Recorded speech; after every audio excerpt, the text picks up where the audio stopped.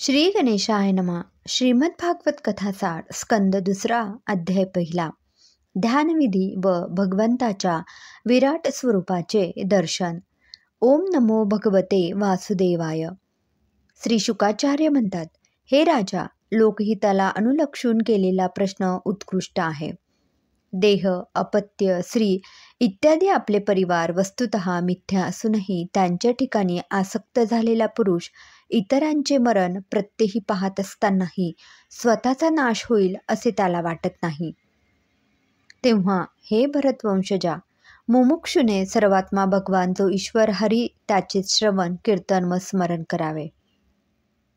ईशलीलेने चित्त वेधल्यामुळे जे आख्यान मी पडलो व ज्याच्यावर विश्वास ठेवल्याने चित्त शुद्ध होऊन सत्वर ईश्वराकडे लागते ते मी तुला सांगतो. हे कुरुवंशजा, तुझे आयुष्य अजून 7 दिवस आहे. तू सर्व काही पारलौकिक साधन संपादन कर. निर्विषय मन भगवत स्वरूपी लीन करून दुसऱ्या कशाचेही चिंतन स्मरण करू नकोस. तेथे मन प्रसन्न होते, तेच विष्णूचे परमपद होय. क्षुब्ध व मूढ झालेल्या मनाचा निग्रह विवेकी पुरुषाने सुखरूप आश्रयाची इच्छा धरणाऱ्या योग्याला सत्वर भक्तियोग प्राप्त होतो.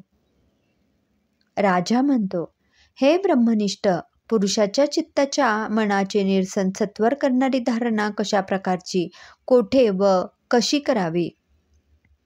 श्री शुकाचार्य म्हणतात, आसन, श्वास, संग व इंद्रिये ह्यांचा लय करून बुद्धीच्या योगाने भगवानाच्या स्थूल रूपाचे ठिकाणी मनाचे लय लावावे. नंतर शुकाचार्यांनी 14 भुवनयुक्त भगवानाच्या विराट देहाचे वर्णन राजाला सांगितले.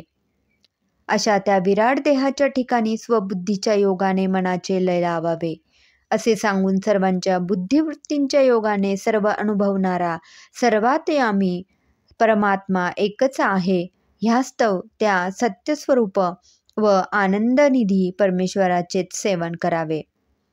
त्याच्याशिवाय इतरत्र आसक्त होऊ नये, कारण इतरत्र आसक्तीमुळे संसार प्राप्ती होत असते असे सांगितले. द्वितीय स्कंदातील पहिला अध्याय समाप्त झाला.